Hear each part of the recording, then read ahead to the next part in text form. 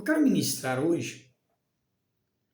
Gostaria que você abrisse a sua Bíblia na primeira carta de Paulo aos Tessalonicenses, capítulo de número 5, verso número 22. Primeira carta de Paulo à igreja de Tessalônica, capítulo 5, verso 22, que Paulo escreve: abstende-vos de toda forma de mal. O que seria mal? Mal sempre esteve presente, desde quando o mundo é mundo. O mal foi o que esteve lá no Éden, quando Adão e Eva quebram a sua aliança com Deus e perdem a comunhão com Ele e são obrigados a se retirarem do paraíso que Deus havia feito para eles. O interessante é que Deus nos orienta a não resistir ao mal, e sim fugir dele. Tiago 4,7 diz: sujeitai-vos, pois, a Deus, resisti ao diabo. Mas com o mal, manda fugir para bem longe, porque com o mal não se brinca. Porque até o diabo, Deus nos dá a capacidade, a força para nós resistirmos a ele. Mas o mal, ainda que Deus nos dê força, nos dê a capacidade e nos dê a resistência, nós, se não estivermos cheios do Espírito Santo, se não estivermos capacitados pela presença dele, nós com certeza seremos ludibriados por este mal, encantado por ele, iludido por ele, e com certeza nós cairemos. Porque o diabo, nós resistimos ele na autoridade do nome do Senhor, que está sobre todos os nomes. Mas o mal, Jesus disse: vigiai e orai. Na verdade, seu espírito está pronto, mas a carne é fraca. Então, para resistir ao mal, nossa carne ela é fraca. E a probabilidade de nós vacilarmos e cairmos é grande. Detalhe: nós, como servos e servas do Altíssimo, nós não negociamos com o pecado. Nós não negociamos. Não tem aquilo que é relativo. Não tem negociação. A palavra de Deus, ela é inegociável. Os seus princípios são inegociáveis. Eu posso negociar com qualquer pessoa sobre qualquer assunto, sobre qualquer bem, sobre qualquer coisa. Mas com os princípios éticos, morais, espirituais que a palavra me ensina, isso é inegociável. O que é fugir do mal? O que é fugir do mal? Quando eu olho para Provérbios capítulo 4, versículo 14 e 15, diz assim: não entres na vereda dos ímpios. O que são veredas dos ímpios? Nada mais é do que trilhas, do que atalhos que eles fazem. Exemplo básico: há sempre um jeitinho, há sempre uma forma de facilitar alguma coisa. E essa forma de facilitar alguma coisa, muitas das vezes, ela vai ferir os nossos princípios éticos, morais e espirituais. Muitas das vezes, trazendo corrupção, trazendo mentira, trazendo falsidade, trazendo subornos, ferindo aquilo que os princípios da palavra de Deus nos ensinam. E continua dizendo o versículo: nem andes pelo caminho dos maus. O que é caminho? Caminho é a rota que vai direcionar para o nosso destino. Ou seja, são as escolhas que eu e você fazemos para onde nós queremos ir. Por exemplo, aqueles que dizem que querem chegar-se a Deus. que querem ir em direção ao céu, nas moradas celestiais, só tem um caminho. E esse caminho se chama Jesus Cristo, que ele próprio se define dizendo: eu sou o caminho, a verdade e a vida. João 14, verso 6. Não entre pela vereda dos ímpios, nem ande pelos seus caminhos, ou seja, pelo caminho dos maus. E continua o texto dizendo: evita-o, não passes por ele, desvia-te dele e passa de largo, ou seja, passe bem longe. Passe bem longe. Aborrecer o pecado é não brincar com ele. Aborrecer o pecado é não brincar com ele. Romanos 12, versículo 9, na parte B, Paulo vai escrever assim: aborrecei o mal e apegai-vos ao bem. Ou seja, tudo aquilo que é mal, nós temos que aborrecer. Com mal não tem negociação. O que a palavra diz que é errado e pronto, e acabou. Não tem negociação. Por mais que você possa gostar de alguém, admirar alguém, o erro que essa pessoa possa cometer é inegociável. Porque Deus ama o pecador, mas ele não ama o pecado. O Evangelho aceita todos, mas não aceita tudo. E muitas pessoas elas aproveitam para pegar versículos isolados para justificar o seu erro. Mas o mesmo Deus que é amor, ele é justiça e ele é fogo consumidor. E a carta de Paulo aos Coríntios, Paulo escreve que um dia todos nós apareceremos diante do tribunal de Cristo.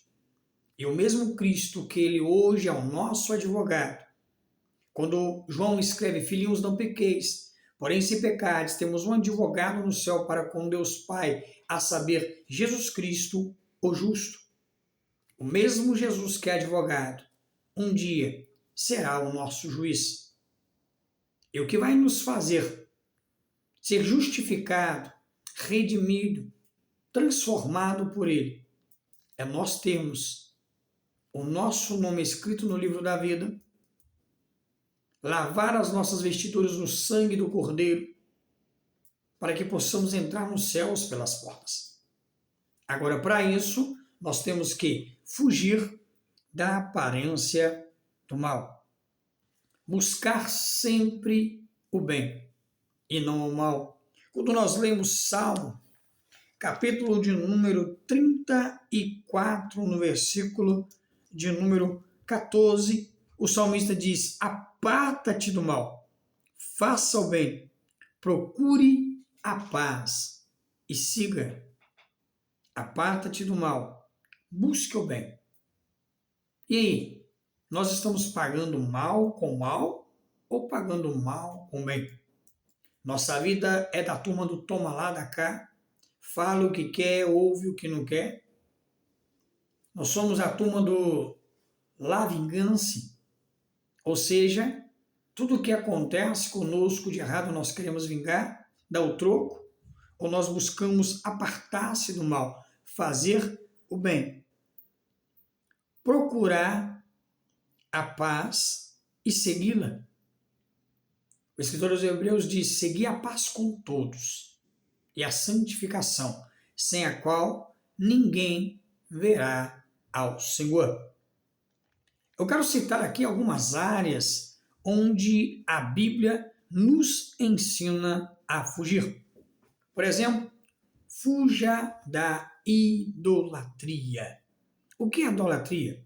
É tudo aquilo que toma o lugar de Deus em nossa vida.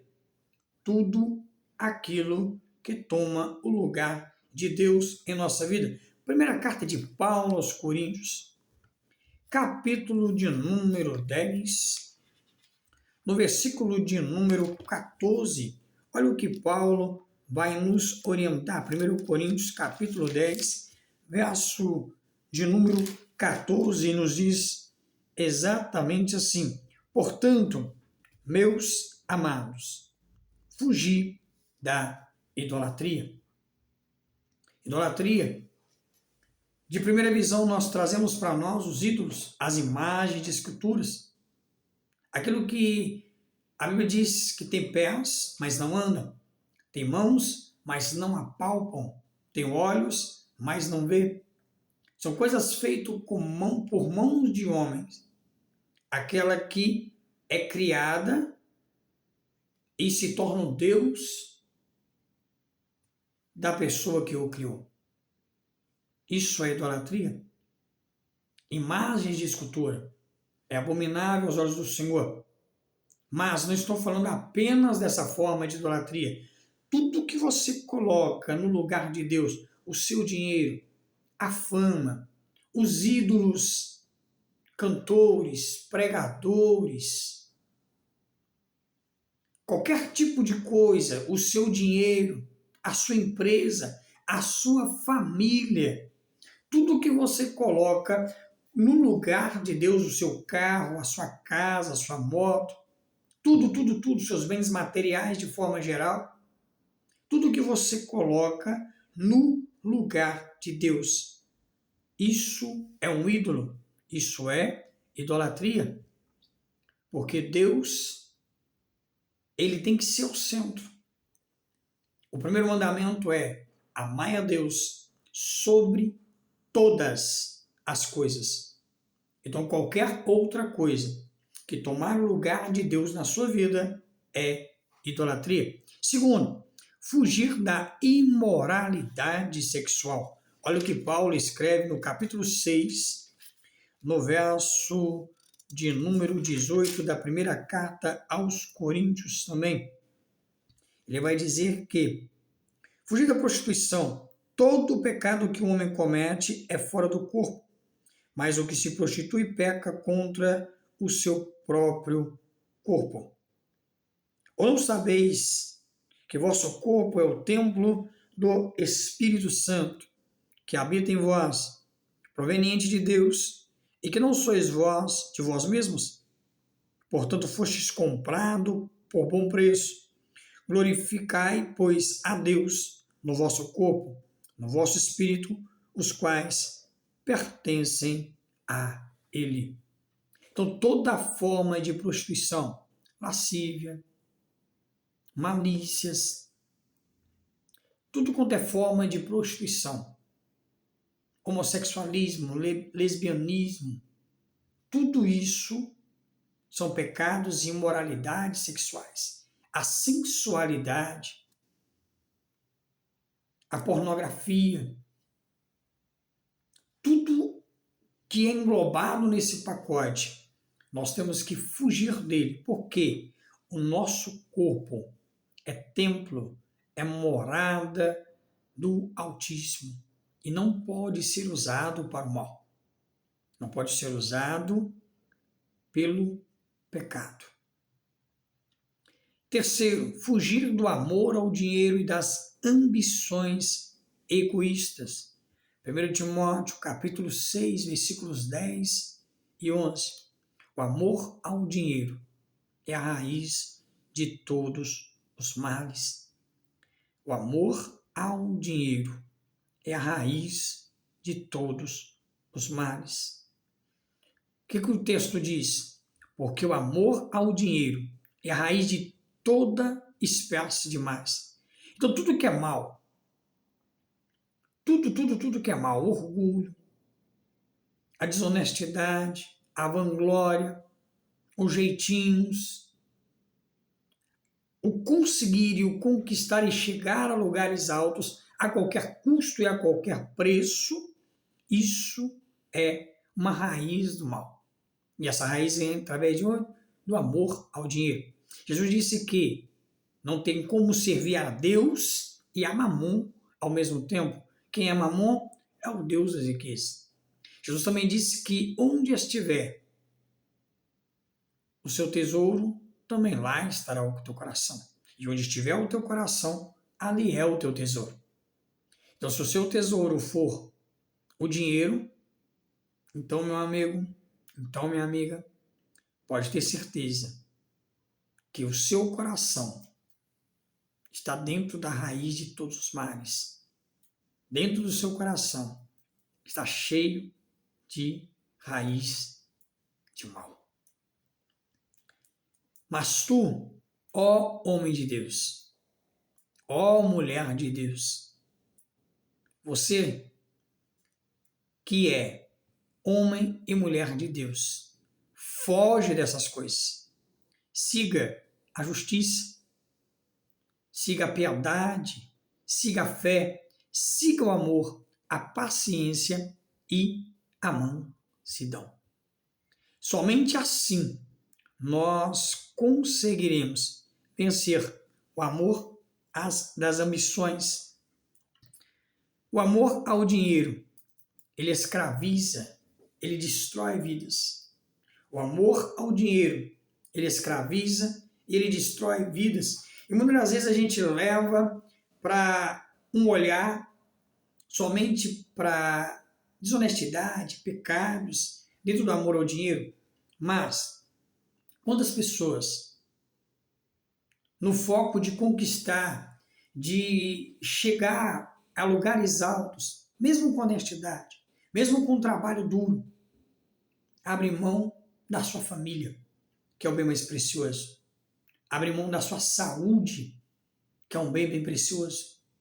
E muitas das vezes, na aptidão de chegar, de conquistar, de adquirir, gastam a saúde.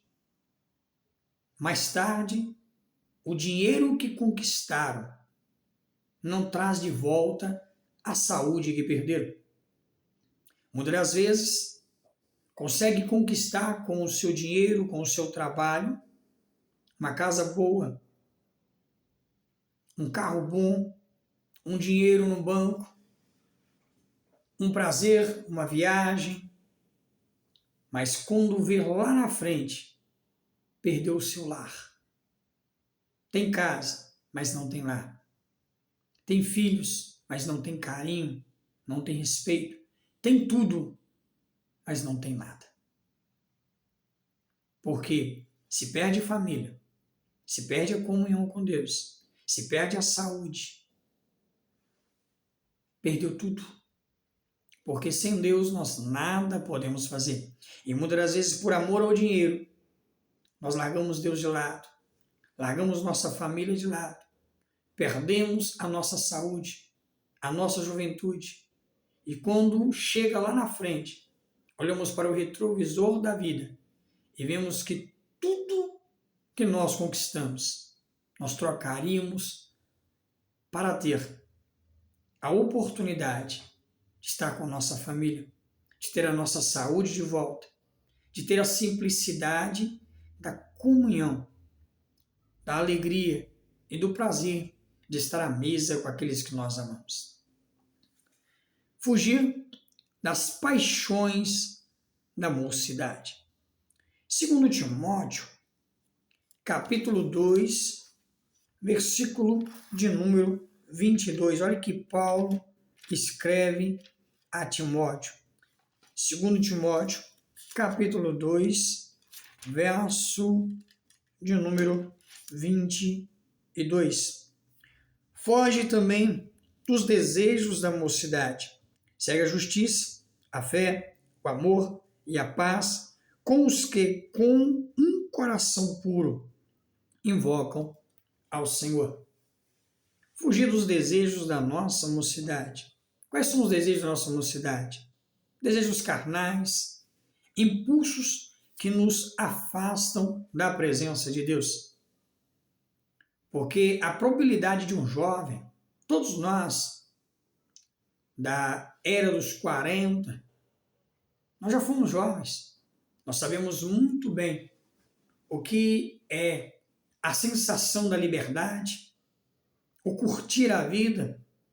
Para aqueles que já beberam, já dançaram, já curtiram a vida à beça, viram que muitas das vezes os prazeres trouxeram consequências drásticas para a sua vida.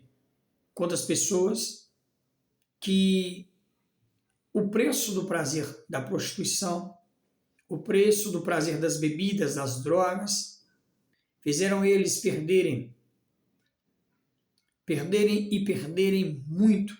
Perder o quê? Perder família, perder emprego, perder as pessoas que amavam, perder a honestidade, perder os princípios éticos e morais, terem o seu nome jogado na lama, terem uma lacuna, um vazio que nada preenche, nem as drogas, nem a bebida, nem o sexo, nada preenche. E muitas das vezes, quantas pessoas que hoje continuam achando que tudo isso preenche, mas quando deitam na sua cama, começam a perceber que a noitada, os prazeres, porque o próprio texto já diz, as paixões da mocidade. O que é paixão? São desejos incontroláveis. São as concupiscências. O que são concupiscências? Os desejos que nos dominam. É por isso que o apóstolo João, quando ele escreve a sua primeira carta, no capítulo 2, versículo 15, ele diz, não ameis o mundo, nem o que no mundo há. Porque quem ama o mundo, amor do Pai não está nele. No verso 16 ele diz, porque a concupiscência da carne, os desejos incontroláveis da carne. Quer saber quais são os desejos incontroláveis da carne? Vai ver lá em Gálatas, no capítulo 5. Quer ver o que o texto diz em Gálatas 5? Tudo isso faz parte da nossa paixão, da nossa mocidade. Olha o que Paulo escreve aos Gálatas no capítulo de número 5. Eu quero ler com você aqui. Gálatas 5, o versículo a partir do 16, 17. Porque a carne cobiça contra o espírito contra a carne, e estes opõem-se um contra o outro, para que não façais o que quereis. No versículo de número 19, ele diz assim, as obras da carne são prostituição, impureza, lascívia, idolatria, feitiçarias, inimizades, porfias, emulações, ira, pelejas, dissensões, heresias, invejas, homicídios, bebedices, glotonarias e coisas semelhantes a essas. Dentro desse pacote completo, quantas coisas que nós, que já fomos, e os que estão ainda na flor da sua juventude, já fizeram ou fazem. O prazer sexual, o prazer carnal, esses desejos ardentes, quando a gente menos espera, nos domina. Aquilo que a gente não queria fazer, quando a gente assusta, já está fazendo.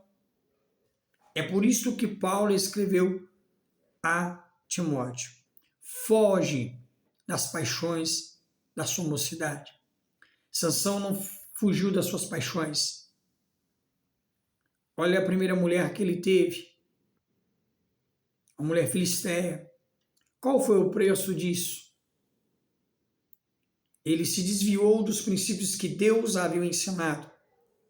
Ele quebrou o conselho dos seus pais.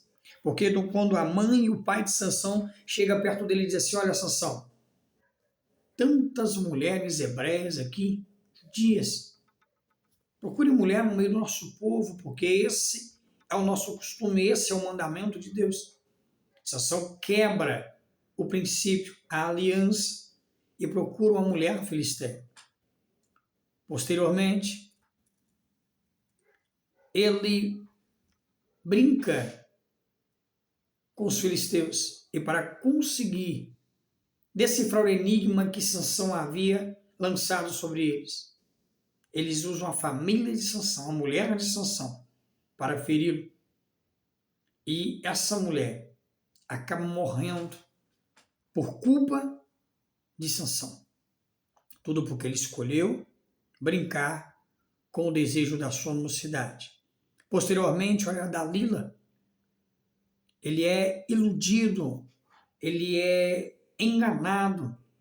A paixão por ela o cega de tal forma que, se você ler lá no texto, diz que por 3 vezes ela brincou com ele dizendo: Sansão, levanta que os inimigos vêm aí. Se fosse você, a ficha não teria caído? Que era uma armadilha? Que ela só estava brincando para ver qual era a dele? Para descobrir o seu segredo? As paixões da nossa mocidade faz isso. Faz com que nós não enxerguemos aquilo que o mundo está nos oferecendo.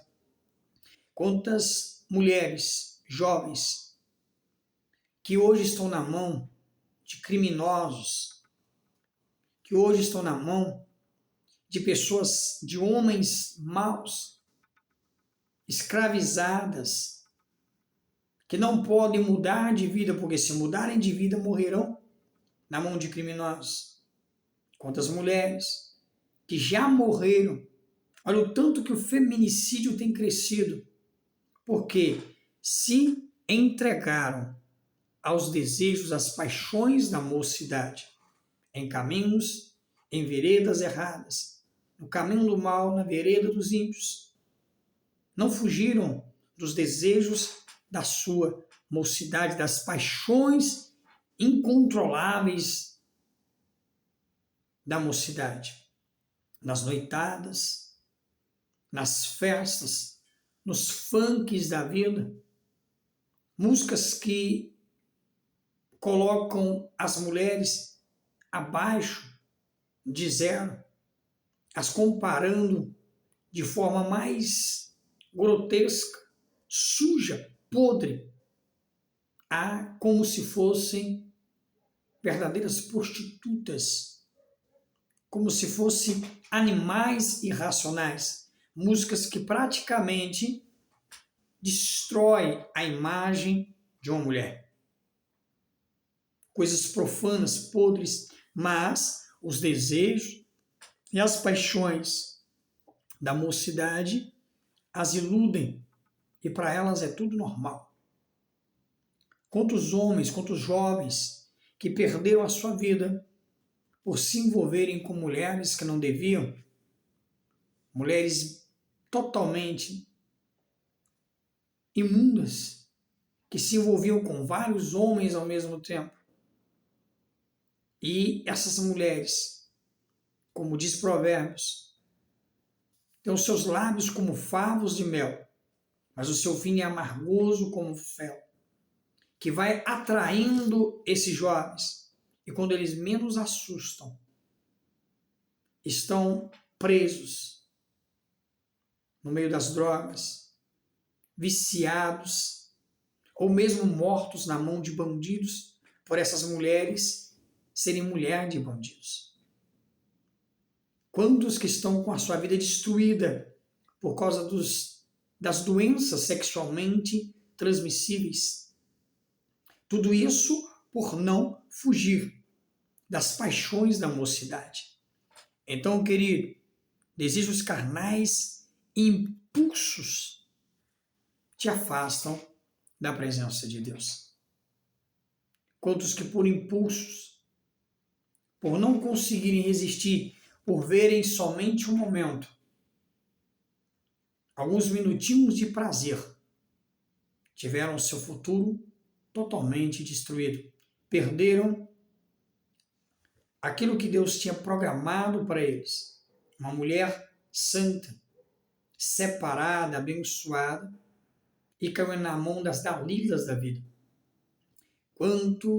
Quantos homens que perderam a maior oportunidade da sua vida de ter uma mulher bela, linda, santa, só para ele, e tiveram a falta de sorte, não vou dizer apenas sorte, mas uma escolha errada, e tiveram que se contentar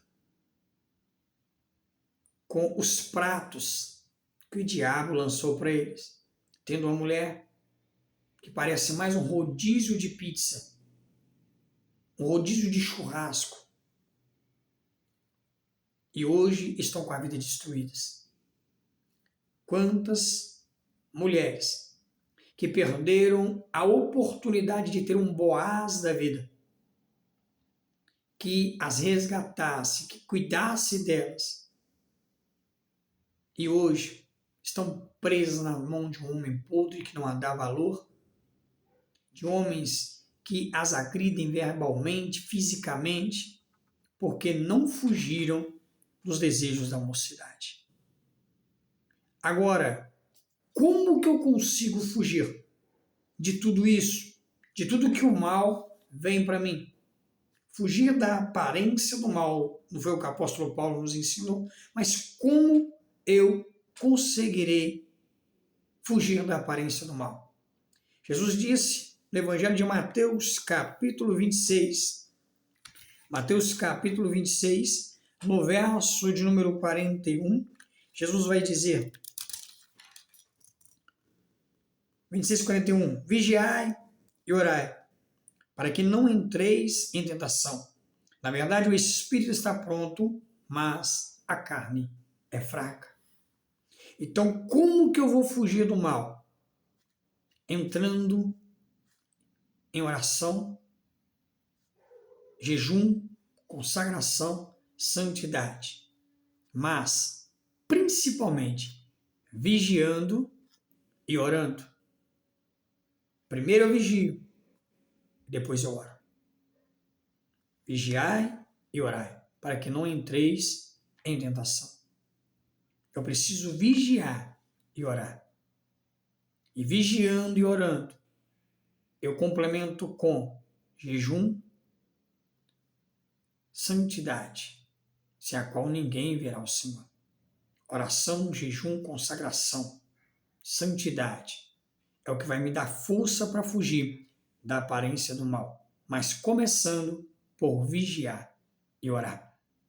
Segundo, sujeitando-se a Deus e resistindo ao diabo. Tiago 4,7, mais uma vez eu cito, sujeitai-vos, pois, a Deus, resisti ao diabo e ele fugirá de vós. Em terceiro lugar, escolhe, selecione, penere pessoas que vão acrescentar na sua vida.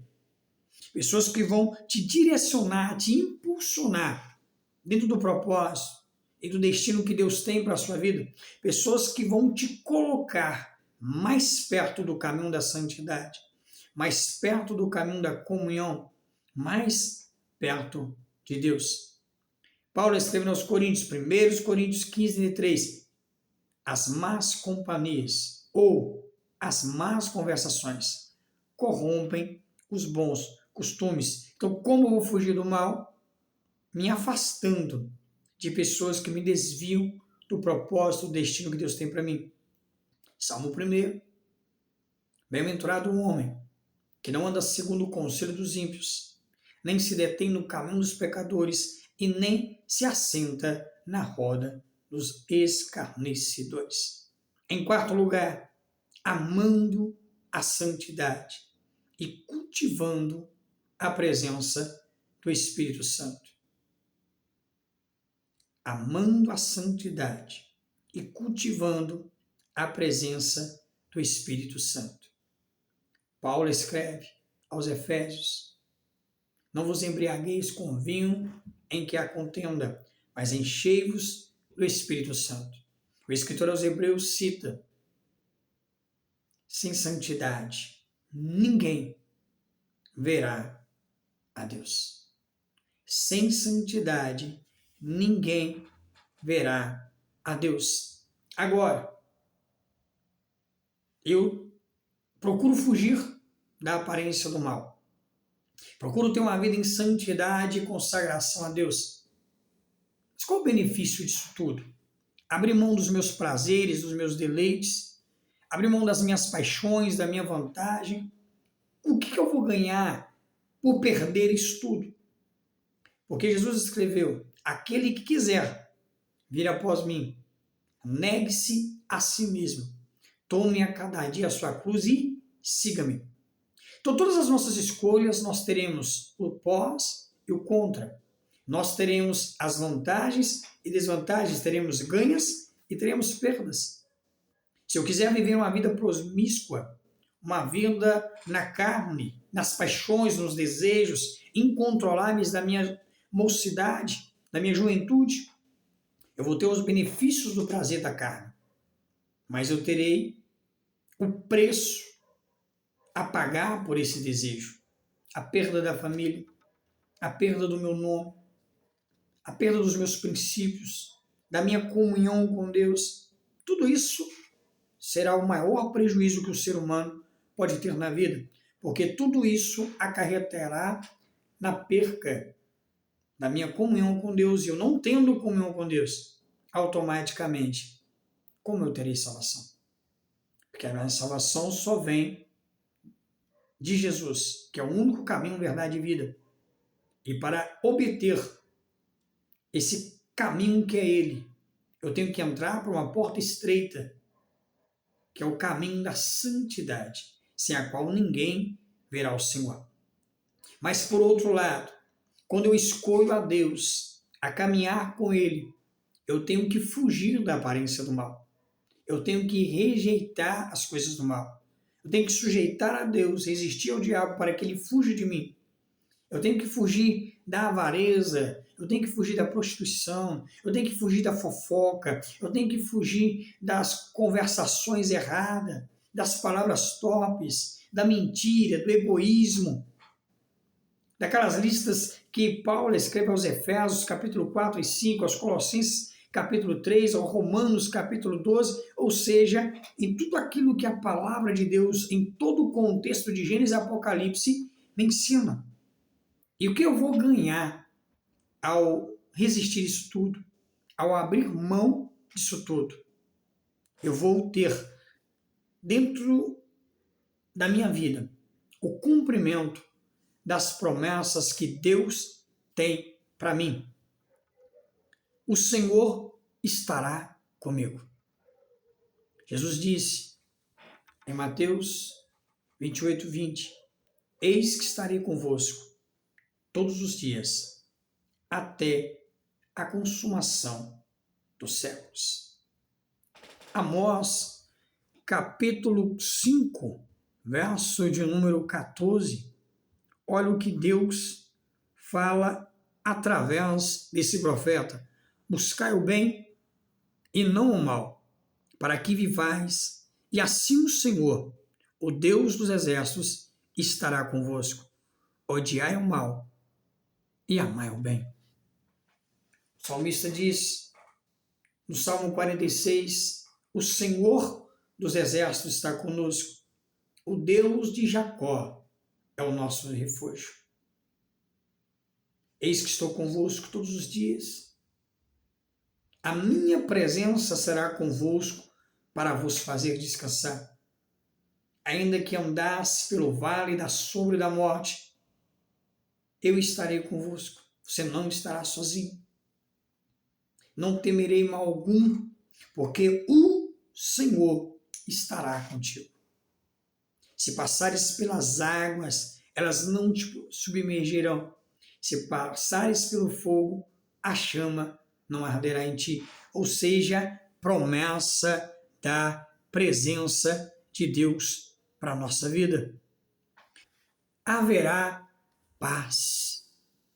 A paz que excede todo entendimento, a paz que inunda a nossa alma, a paz em meus conflitos, a paz em meio à guerra, a paz em meio à turbulência, a paz que só Jesus pode dar. A paz que ele disse: eis que vos dou a paz, que deixo-vos a paz, a minha paz vos dou. Olha que Pedro escreve, 1 Pedro, capítulo 3, verso de número 11. Busque a paz e siga. Aparta-se do mal e faça o bem. Busque a paz e siga a paz de Cristo. A paz de Cristo. Ele deixa a paz em nós. A paz que não tem explicação. A paz que a pessoa olha para você e não consegue explicar como existe paz no seu coração. A alegria, o regozijo, mesmo em meio às adversidades. E João 10:10, ele diz: vida e vida em abundância. A promessa da sua presença, a promessa da sua paz e a promessa de vida e vida com abundância, de paz, de prosperidade, de conquistas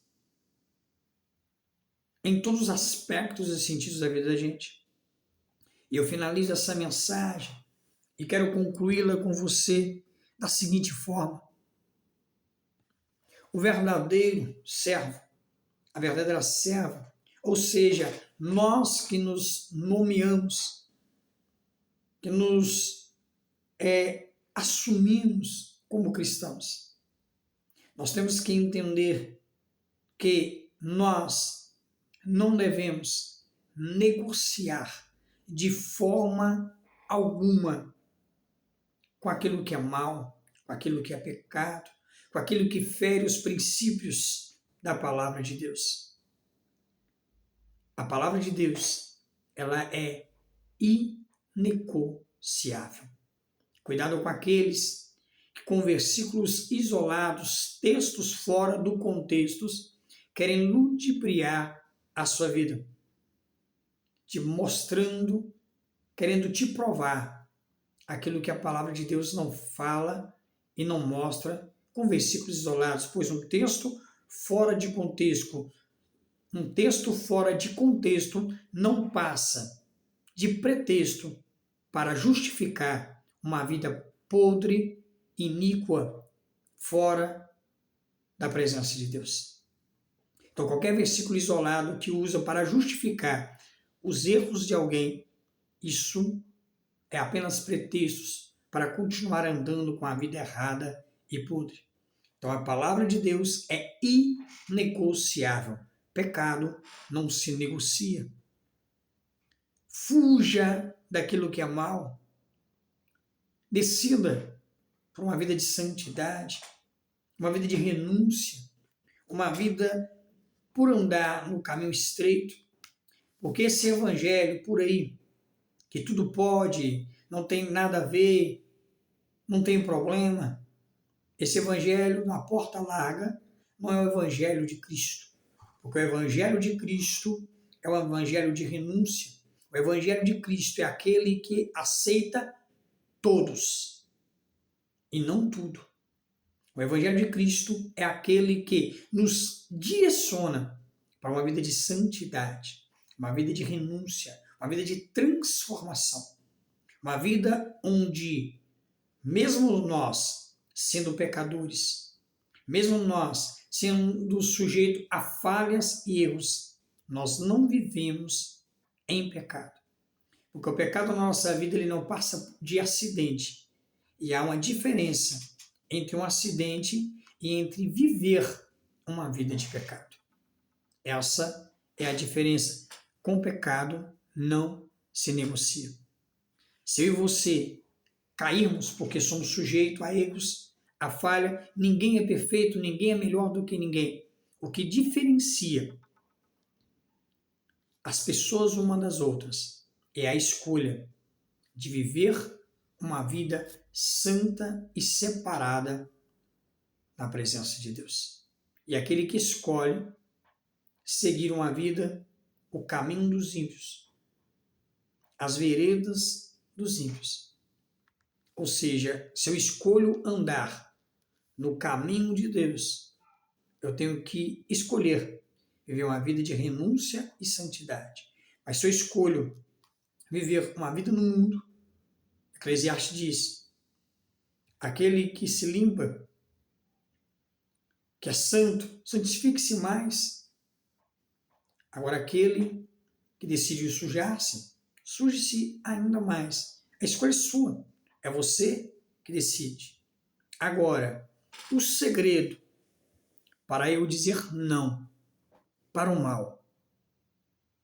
O segredo para eu dizer não para o mal é me entregar de corpo e alma a ser direcionado por Cristo, a ser guiado por Ele e aceitá-lo como Senhor e Salvador da minha vida. Entregar nas mãos dele o leme da minha vida, para que ele me governe, para que ele me direcione. É que eu fazer dele o Senhor da minha vida. E só assim, somente assim. Esse é o segredo. Esse é o segredo. Não é apenas dizer não para o mal. Não é apenas dizer não para o pecado. Não é apenas dizer não para os meus desejos. Não é apenas dizer não para os convites, para as tentações, para as pessoas em minha volta. Não é apenas dizer não para isso. É dizer sim para Ele. Dizer para Ele que Ele é o meu pastor, que Ele é o meu Senhor, que Ele é o meu direcionador, que Ele é o dono da minha vida.